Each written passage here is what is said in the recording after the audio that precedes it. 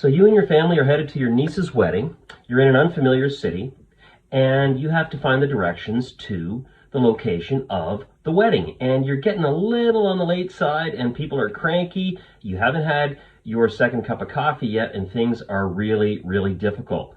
Which way do you turn? Which way? Well, thank goodness, of course you've got GPS, all right? You're not at that point like way back, 30 years ago where you actually had a paper map, and your family members got a paper map on their lap and they're telling you which way to go. No, you've got GPS. You are covered. Now, there's traffic everywhere, and it's raining, and you're almost out of wiper fluid, but the point is, one thing you can rely on is your GPS, all right? Okay, so welcome to our latest series on cognitive biases. Okay, what is cognitive bias anyway? Fancy psychological terms, what's going on here? Well, cognitive, we're talking about mental abilities. Biases, we're talking about which way you lean in order to make sense out of your world. We've all got biases, some of which, maybe we're born into, we get biases coming at us from all directions, and we develop some of these biases.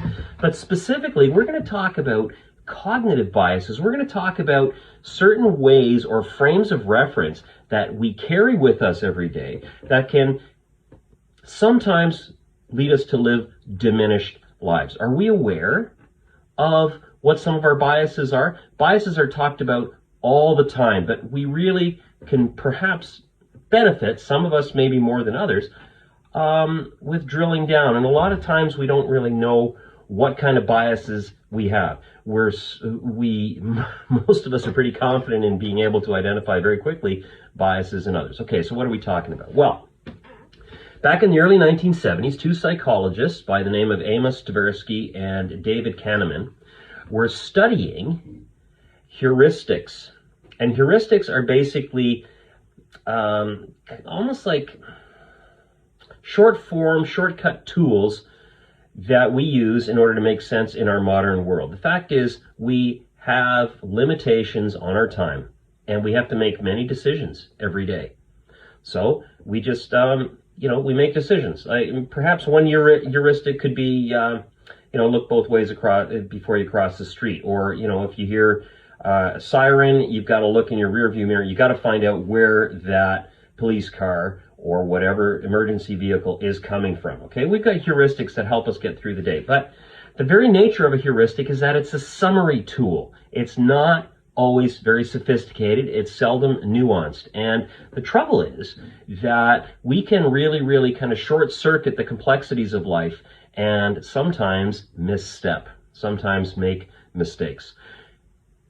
Our first cognitive bias that we looked at, fancy word, going to unpack it very briefly in case it was a little, didn't come across as recognizable as it perhaps otherwise could be. Fundamental attribution error. In other words, you, in a fundamental way, in a basic way, you attribute something in a mistaken way.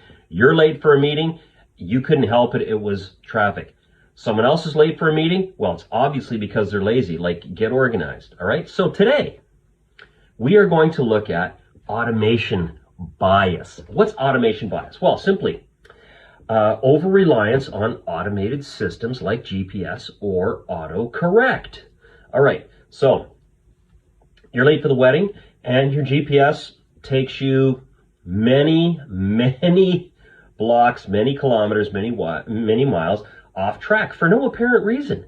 And you will, of course, only discover this when you realize that it's 5 minutes after 4, which is when the wedding was supposed to start. And you're supposed to be so close, and it looks like it, but something glitched, and you have over-relied on that. You don't have a paper map. By the way, I tried to buy a paper map last year, okay? Planning on a longer trip, and wanted to do it in an unrushed way, wanted to have a backup plan in case I was in a no-data zone. Do you think I could find one? You cannot buy a paper folded up map. Of course, you can go to the tourism office, which of course is never open when you need it. Of course, that's the only place where you can get a map. You can't get a map at a gas station. They do not exist in bookstores like they're gone.